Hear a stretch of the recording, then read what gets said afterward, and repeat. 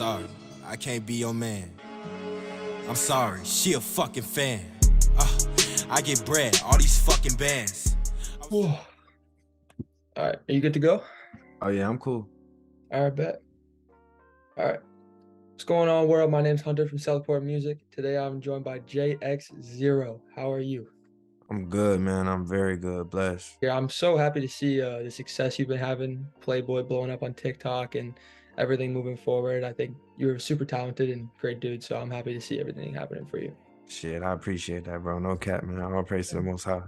So I know like when you blow up on TikTok, you get a lot of buzz, you get a lot of exposure. Do you feel like the more popular you get, the less tapped in you become with current rap culture and up and coming artists, like you're kind of too busy for it? Or do you feel like it gives you more of a reason to be tapped in that sense? I think it really depends on who you are. Like because if you're tapped into the underground and you fuck with that, you fuck with that. You know, I don't think nothing can really separate you from having enough time to listen to what you like to listen to, in my opinion. Because I still listen to like everything, really. Yeah. Like if I fuck with it, I fuck with it. It doesn't really matter where it came from. To me, music is music. Who are some up and coming artists right now that you think will be influences for the next generation to come? Mavi, that nigga's hard as fuck. I fuck with him. Mavi. Heavy. I think my nigga, your stepdad, bro. I think he's finna be up, bro. I really, really believe in what he's doing. That's a good pick. Next gen. Chance for next gen. I mean, shit. Shout out Crash, man. I think Crash could go up. Me, of course. Nah, I'm playing. Who else, bro? I'm really foggy, bro, because I be listening to niggas, but like, as far as I guess who I think is gonna have the next gen, it's kind of hard because it's like, dude, anybody could take anything anywhere. I don't know, you know. Like Yeet gotta be up there. You think Yeet gonna be up there? Yeah. I think Yeet hard. He cool for sure. Just his sound. I think people will take that sound. Yeah, they fucking with it for sure. He started a lot of waves. I can't even lie. Yeah, I guess that's all I'll say. So I want to talk about Zummer, your newest EP. I loved it. I think it's amazing. So let's talk about like the curation process and like how do you know when you have a finished project? Okay. Well, Zummer, it was interesting making Zummer because it kind of came. I wasn't expecting to make Zummer when I made Zummer. Like I was really planning on making my album, and Zummer came about really because my album, as I started creating like my album and I started realizing what I wanted it to be, I was like, okay, what I have at this point is cool, but I've grown so much and I really understand how I want my first album to be. But at the same time, I also want to give my fans and supporters and the people who listen to my music something in the meanwhile, just for until my album is done, because I don't like to rush my music or rush my creative processes. Like I like to really just do everything at my own pace and in my own spirit, and I want to put something out that I feel like is truly special to me. So when I made Zummer, bro, it was kind of like off a whim. Like I was going to my sister's wedding and I was like, I'm in the car and shit, I'm with my girl or whatever, and I'm like, fuck it, I'm about to make an EP. I'm about to drop this as an EP because I had a hella songs put together, and I was like, it's cool, but the more like, because the more I do this shit, the more I make music, I feel like the better I get, the more I understand my craft, the more I understand my process. And I was like, this is good, but I want this to be great. I want what I'm doing to be bro, something that really puts me in a different category. I feel like as an artist and somebody trying to truly come into the game and run this shit and do something. So how do I know when I have a finished project? I feel like you feel that out, but as me personally, as I'm making the project, I'm building like the vision. I might not immediately know exactly what I want, but as it goes on, I'm like, all right, I want this amount of songs. I want it to be like this. I want this kind of sound. I have a certain idea that's already in my head. And as time goes on, the idea just grows more and more vivid. And until once it gets to the point where it's like finished, you just kind of know. At least you just kind of flesh it out as you go. Yeah, I remember I heard you talk about that in the Lemonade Stand interview. You're talking about how In My Sins just kind of came as like a name when you were working on it. Like it was just hard. So you kind of answered this a little bit, but between tapes and between like your bigger releases, do you feel like you have to improve by a substantial amount before you drop something, or do you just kind of put out whatever you feel like is good? That's hard because it's like I do both. Like I I'm naturally, the more I do this, it's the more I kind of get on my own ass because like, bro, you're capable of so much.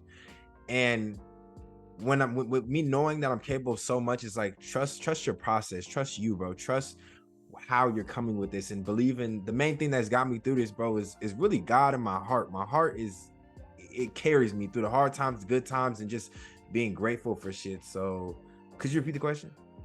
It's just, do you feel like you have to improve substantially Okay, between yeah. releases? As far as like growth, I don't feel like I have to improve, but I feel like with me doing this every day, I'm going to improve. Like Yeah. I am improving. So I guess I would like for it to be a jump each time. I mean, I don't want to just stay stagnant. Like I don't want to just be the same. Like I want to grow. I want to, like on this album, I'm doing things that I've never done. I'm working on it in a way that I've never worked on my music. I'm shit, even in my life, working harder than I've worked in my life in general, just trying to be on my own ass all every day I wake up. It's towards my purpose, towards music. Like it is towards that. I literally craft my life to benefit my musical creating process and place me in the best situation possible, you know, and to Yeah. help others. And I think, I guess as time goes on, the main thing is that I want to help people as much as possible, more than just I feel like that's the biggest thing, is what I want the impact to be. Fuck, what the bigger impacts with each tape is, what's the message though, something that's deep, that sits with people and resonates with people. I feel like that is what each project I've gotten better and better at, more than anything. For sure. And I feel like with each project you drop, like whenever you start to listen to it front to back, you kind of like sink deeper into it. Like when you Mm-hmm. get like In My Sins, when you go through it, you get the fun shit out the way at the start, and it's hard, but then you get to like Adult Swim, which is so different, something that like you wouldn't expect to hear on a project like that. Mm-hmm. So I get what you're saying. Talk a little Yeah. bit about what you said about how you're doing something different this time when you're like recording this album. Like what are some changes Uh, you're making now compared to like what you were doing before? Before, I was kind of just, I was making music, I was writing everything, and I was putting together. But now I feel like I'm truly putting together a project. I'm truly putting together, like, In My Sins was the best of my. Uh, In My Sins was me at my highest capabilities then.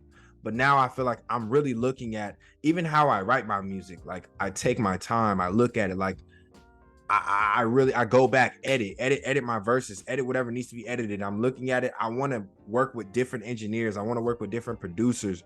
I want to make sure I have all my stems so I can really get crafty on the beat. I want to make sure I'm just putting my soul on this shit. Something that's actually a message, something that's actually speaking to people, speaking to the youth, not just telling them to do this or do that, actually applying like messages inside of my music that will, because I see music is like food, it's like energy, and I feel like people are eating that, and I want to put something out in the world and the universe that is truly going to help people, regardless of sales numbers, anything. I want to make art, and I want this art to have like what's the newest project? What Steve Lacy he had dropped?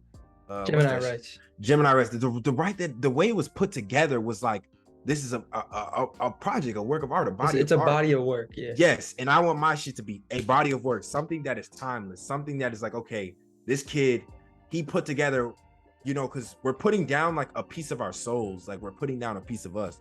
So I'm really understanding, how can I put down a piece of me, like musically, that's also helping people and helping the world in a positive way, in a positive manner, or whatever you say. Yeah.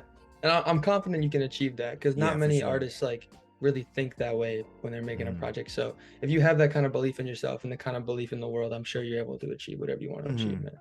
Definitely. Talk a bit about like versatility because I talked about Adult Swim being different on Yeah. In My Sins, and I know even like with your older stuff, like In My Bedroom and things like that, like it doesn't sound like what you'd expect someone who makes songs like Playboy to sound like.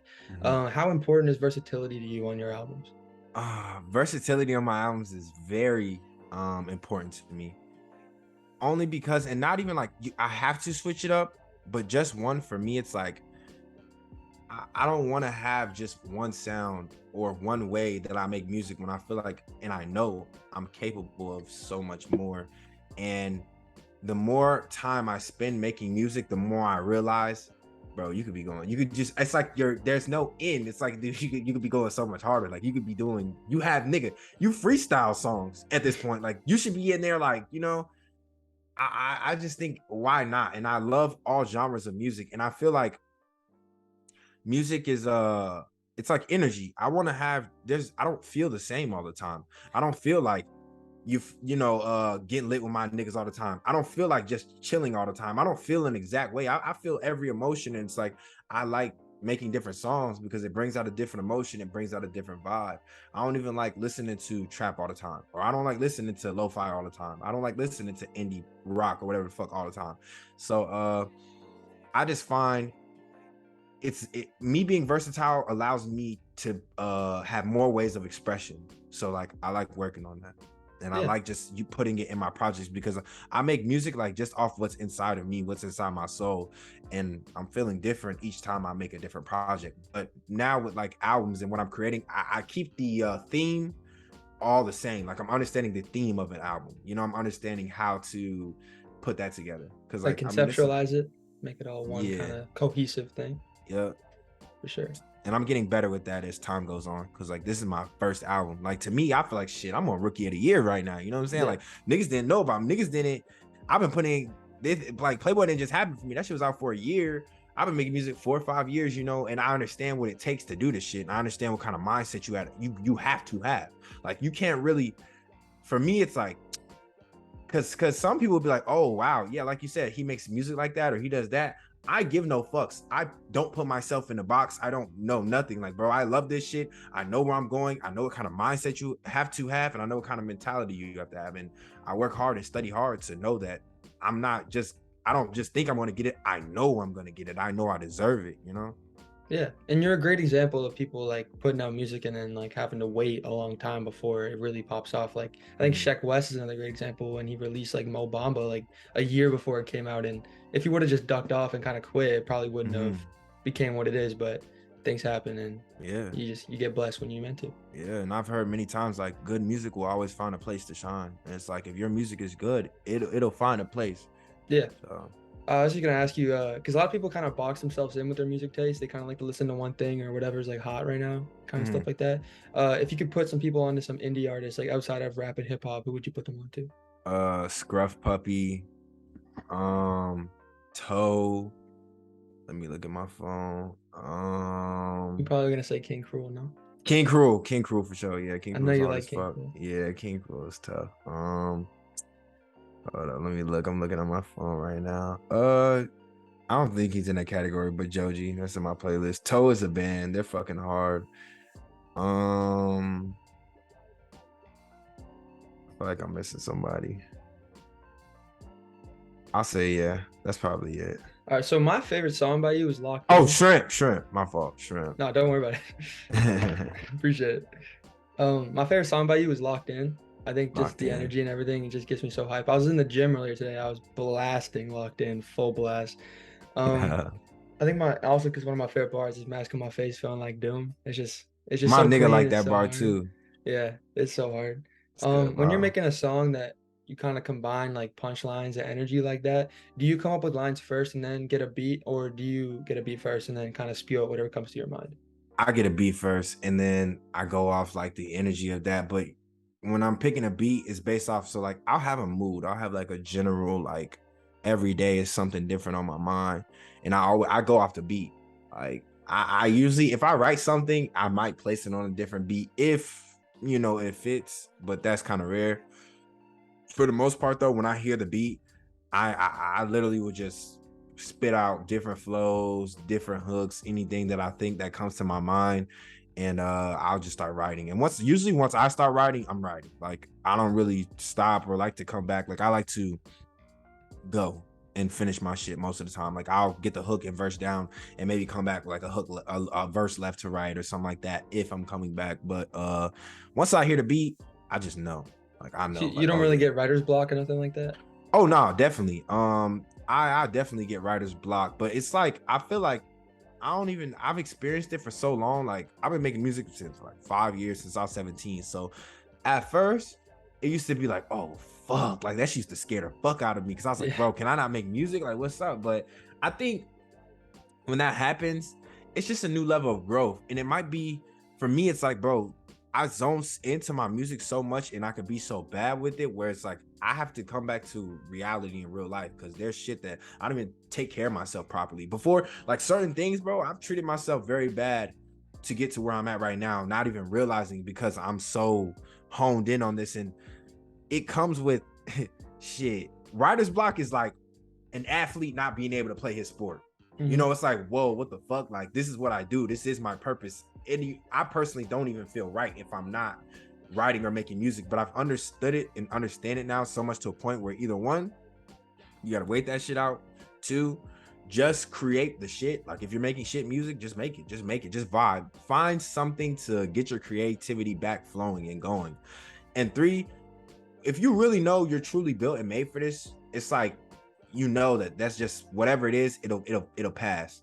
So I've dealt with that so much to the point where it's like, if it comes, it's probably just something else God wanted me to do, you know, because I make music that's timeless. So in the times where I don't feel inspired or I don't want to write, then I probably won't have to, you know. That's how I see it.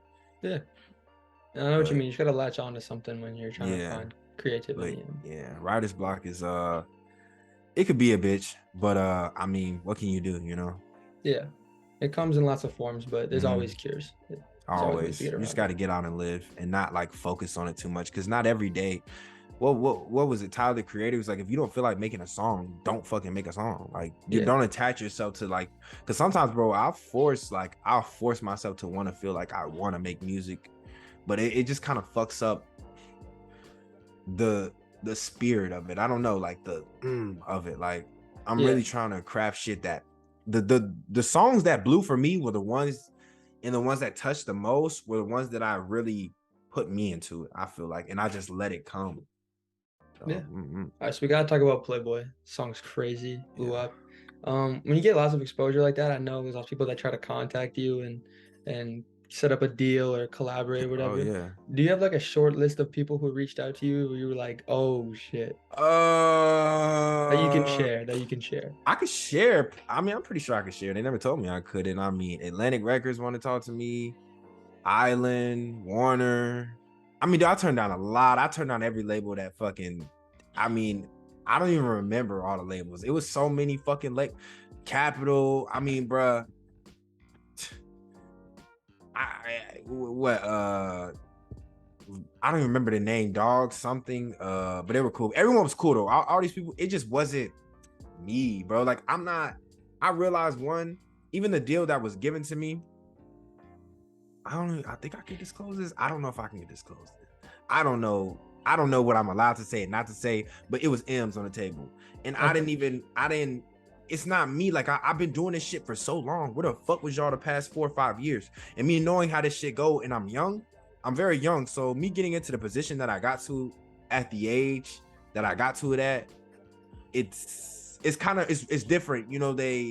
It's a lot of things that are unknown. Like it's no way, it's not, I'm not saying there's no way, but there was a lot of shit. Me personally, I'm 21, 22 walking in these, I was 22 walking in these doors, just turned 22. I don't know what the fuck half the shit y'all are talking about, and y'all trying to run too much. That I'm good, bro. Like I see where I'm going. If I know I have a gift, right, and me knowing that I have this gift, I'm finna take advantage. Like I know what I'm capable of. I believe in myself to the utmost extent. If I could do it with, I could do it without. You know, that's how I see it. 100%. But I salute you for doing that. I don't really believe in labels. I don't really think that they're useful anymore to a certain yeah, extent. me too. And I just finished reading, you know, Russ. I'm assuming you know Russ, the rapper. Yeah. I just Russ. finished, yeah, I just finished reading his book about his success, and it's kind of like motivational and shit. And it's just crazy how people still think that you don't like you need a label to do that. He never had one, and he's making Yeah, millions, so you don't literally. need him.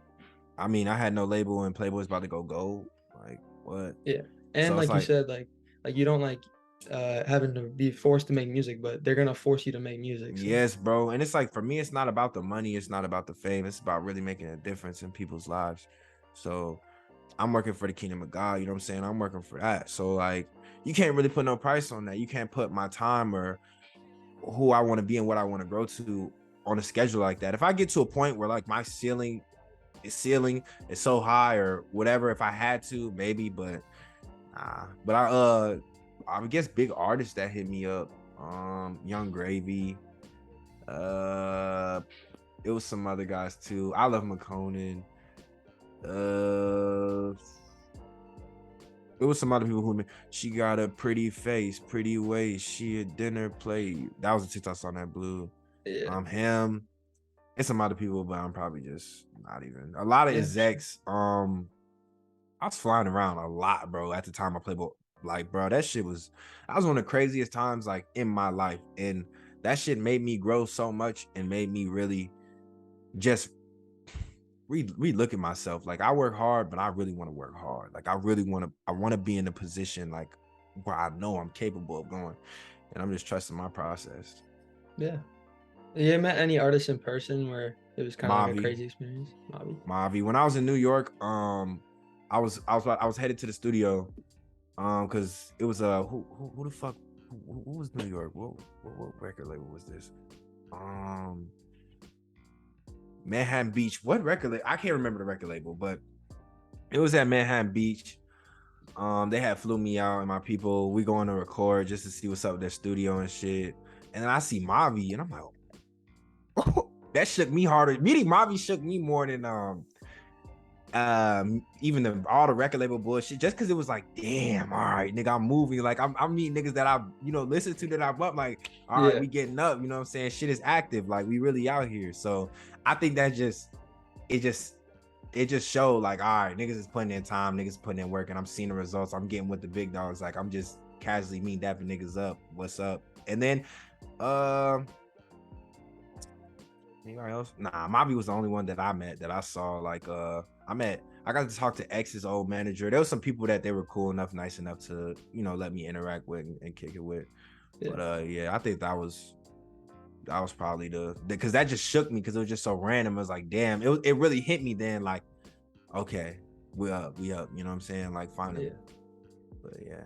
Let the Sun Talk is a crazy album. That's Mavi's insane. Yeah. Chiasma, I think that song is called. That song's crazy. Yeah, he's very talented. Yeah. All right. So, and yeah, Playboy was kind of like the theme song for the Gritty on TikTok, which I'm sure you've answered a lot of questions about, like the Gritty and the dance and everything. But, like disregarding just the Gritty, what are your top 3 favorite dance trends, like rap, hip hop dance trends? Oh shit! I'm not gonna lie.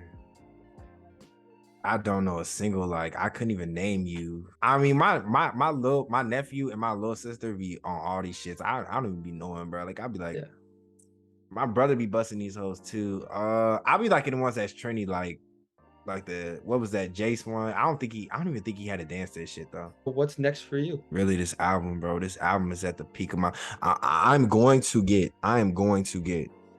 a hit song off of Zumber. Number one. I'm going to get that.